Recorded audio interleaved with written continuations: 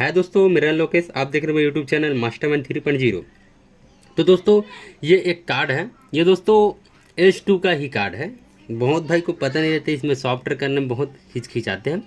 तब को मैं बताना चाहता हूँ दोस्तों, इसमें H2 का ही सॉफ्टवेयर काम करे, हार्ड वर्जन 203।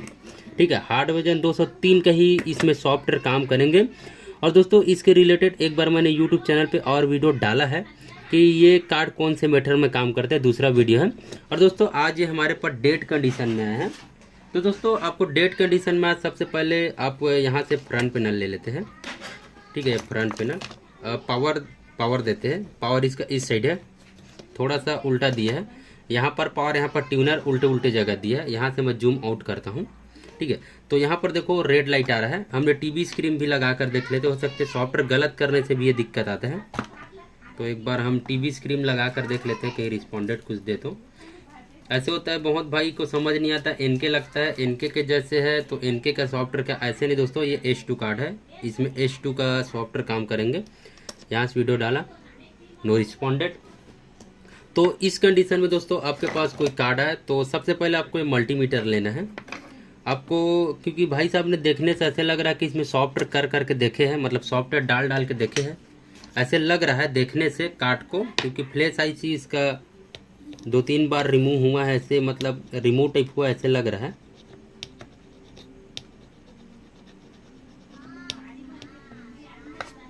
तो यहाँ से मैं इसको जो हमारा इसको ग्राउंड दे देता हूँ ये। ठीक, यहाँ से मैंने इसको अपने मीटर को ग्राउंड दे दिया। सबसे पहले दोस्तों वही मेथड यहाँ पर, अभी सबसे पहले आपको 12 वोल्ट चेक करना है कि आपका 12 वोल्ट इनपुट हो रहा है। नहीं तो यहाँ पर देखो 12 वोल्ट इनपुट हो रहा है। और उसके बाद ये सेम H2 है, H2 जैसे इसमें सप्लाई आते हैं ऐसे आप रखोगे। ठीक है, H2 में जस्ट अपोजिट रहते हैं। तो देखो आपको बताना चाहता हूँ मैं, ये सबसे बड़ा दिख रहा है हमेशा करके 5 वोल्ट तक ही रहता है। ठीक है, सबसे जो बड़ा आपको ये दिखेंगे हमेशा 5 वोल्ट तक रहता है।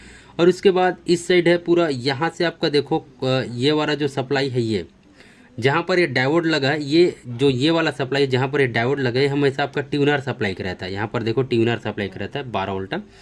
और यहाँ पर ये देखो, अब ये दोनों में से आपको एक चॉइस कर लेना, इसमें 3.3 और एक 1.10 है।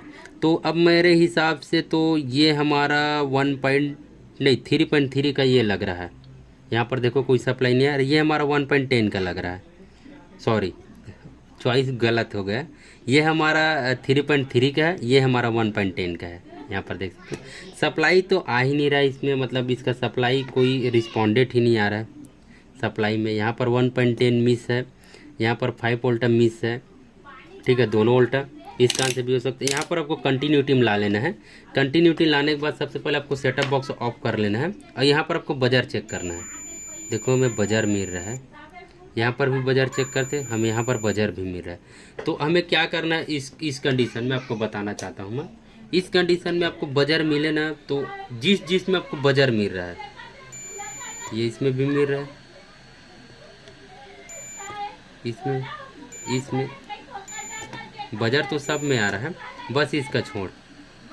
तो मेरे हिसाब से 5 वोल्ट शॉर्टिंग होगा, इस कारण से बजर आ रहा है ऐसे लग रहा है मुझे। तो हम सबसे पहले जो हमारा 5 वोल्ट का जो कॉइल है उसको निकालते, क्योंकि हमारा 3.3 तो बन रहा था पहले से, 3.3 हमारा बन रहा था सप्लाई। तो हमें 5 वोल्ट का जो ये कॉइल है निकालते हैं, क्योंकि इसमें सब सप्लाई एक साथ ही दे दिया, अलग अलग नहीं है ना, एक साथ ही सब सप्लाई है इसके, मतलब एक आईसी में ये हमने निकाला। अब हम इसको अपोजिट पार सब देखते बजर, तो हमारा देखो अपोजिट पर इसी से बजर आ रहा था। अब देखो इसमें भी बजर आ रहा है, इसमें भी बजर आ रहा है, इसमें एक पर आ रहा है, एक पर नहीं आ रहा है, इस पर भी आ रहा है। तो अब एक बार हम बजर तो दोनों साइड आ रहा है बजर, क्योंकि ऐसे भी है कि इसके ये आईसी शॉर्ट रहेंगे तो आईसी से भी घूम के भी बजर आते हैं। ऐसा वाला बात नहीं कि बजर आने से। तो यहाँ से हम लगाते हैं सप्लाई एक बार, और सप्लाई अब चेक करके देखते हैं कि हमारा ये 1.10 ऑन हुआ नहीं।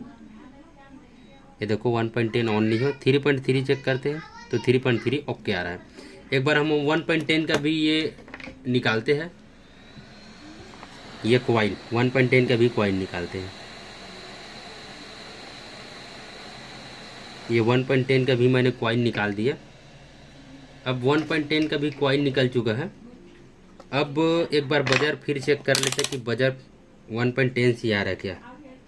यहाँ पर देखो देखो ये देखो, अब देखो ये हमारा ये यहाँ पर देखो ये हमारा इस साइड आ रहा है, मतलब ये देखो। अब ये हमारे आईसी एक बार आपको दिखाना चाहता हूँ, ये मैंने लाया। देखो यहाँ पास का मैंने दोनों कॉइल निकाल दिया, 5 वोल्ट का भी निकाल दिया और ये 1.10 का भी निकाल दिया। अब 3.3 में देखते हैं, तो 3.3 में अभी तक बजर आ रहा है, ठीक है। अब यहाँ पर देखो हम 5 वोल्ट का जो यहाँ पर आउट होता है उस वाले पॉइंट में देखो कोई बजर नहीं, इन वाले में भी कोई बजर नहीं। और यहाँ से जो यहाँ से आउट करता है ये 1.10 के लिए, यहाँ पर देखो यहाँ पर भी कोई बजर नहीं, इन वाले में आउट वाले में देखो आउट वाले में बजर आ रहा है। तो हमें लगता है कि 1.10 का ही जो सिरा है वो शॉर्ट है, ऐसे लग रहा है। तो यहाँ से हम 5 वोल्ट का जो है ये लगा देते हैं कॉइल,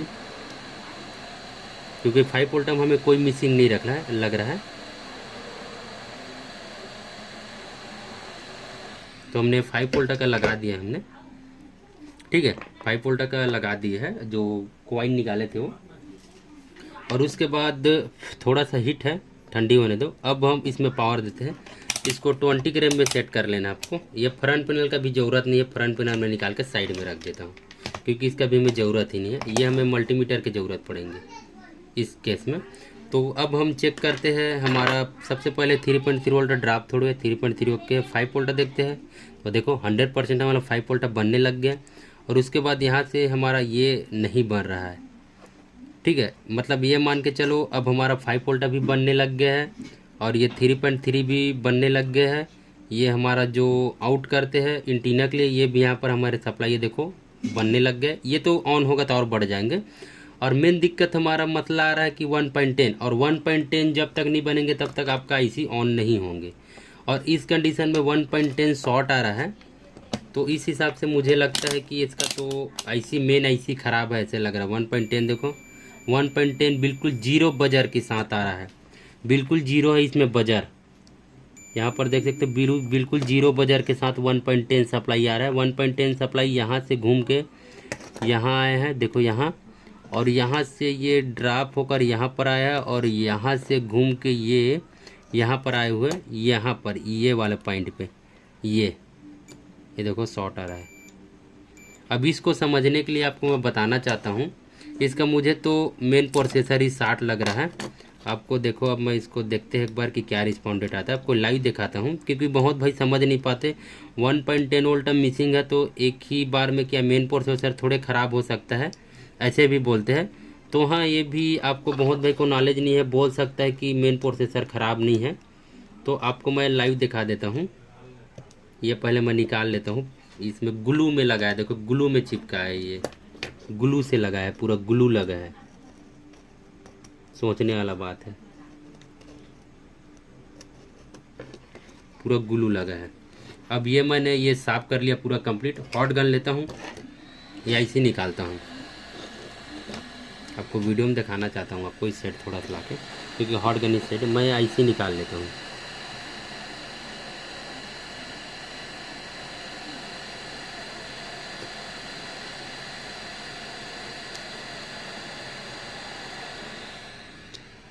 ये ब्लू कारण है पूरा,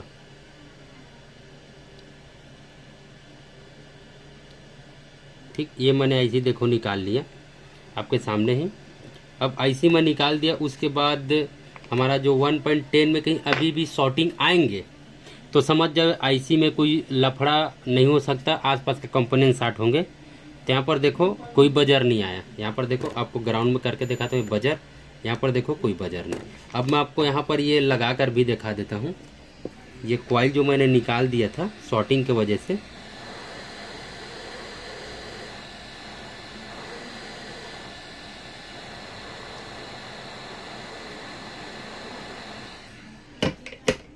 ठीक, मैंने ये लगा दिया है, ओके। और लगाने के बाद अब मैं इसको ऑन करके देखेंगे कि इसको अब सबसे पहले हमारा मीटर 20 ग्राम में सेट कर लेते हैं। अब ये देखो आपका टेस्टेड 100% आपको चेक करके अब दिखाता हूँ। यहाँ से मैंने दिया इसको पावर, ये दिया पावर, मैंने दे दिया पावर, ठीक, पावर हो गया, ओके। अब सबसे पहले हमने जो 5 वोल्ट चेक किया वो देखो 5 वोल्ट की हमारा बना है, देखो 5 वोल्ट 100% ओके है। उसके बाद हमारा 3.3 चेक करो, इस पर आ गया, सॉरी दोस्तों, ये 3.3 ओके है। और अब हमारा लास्ट है कि हमारा काम सक्सेस होने, देखो 1.10, 1.10 की जगह देखो कितना आ रहा है, 5 वोल्ट आ रहा है सप्लाई, देखो 1.10 की जगह 5 वोल्ट आ रहा है। तो 5 वोल्ट आने का वजह आपको पता है दोस्तों किस वजह से? ये 5 वोल्ट आने की वजह है कि ये आईसी इसको गलत इन्फॉर्मेशन दिया इसको, और ये दिया मेन आईसी को, तो मेन आईसी खराब हो गया। ठीक है, यहाँ से ये दिया इसको गलत इन्फॉर्मेशन, ये वोल्ट इसको दिया गलत, तो यहाँ पर आया देखो 5 वोल्ट आ रहा है, यहाँ पर आना चाहिए 1.10 के आसपास। तो इस कारण से यहाँ पर ये गलत इन्फॉर्मेशन दिया इसको, तो इसको सप्लाई देकर मेन आईसी दो, तो मेन आईसी उड़ा दिया। तो ऐसे ऐसे प्रॉब्लम आता है दोस्तों, इसमें आप भी समझने में थोड़ा सा मिस्टेक हो जाते हैं, तो ये कॉमन दिक्कत है। तो एक बार ऐसे हो तो आप ज़रूर एक बार ट्राई करके देखो जो मैंने मेथड बताया इसको, क्योंकि कॉमन मेथड ऐसे है इसी में। तो दोस्तों ये वीडियो कैसा लगा मुझे ज़रूर बताना, क्योंकि दोस्तों मैं वीडियो आप ही के लिए बनाता हूँ कि आप लोग को तकलीफ ना हो, कोई भी फॉल्ट खोजने के लिए आपको तकलीफ ना हो, इस कारण से मैं ये वीडियो आपके लिए बनाता हूँ।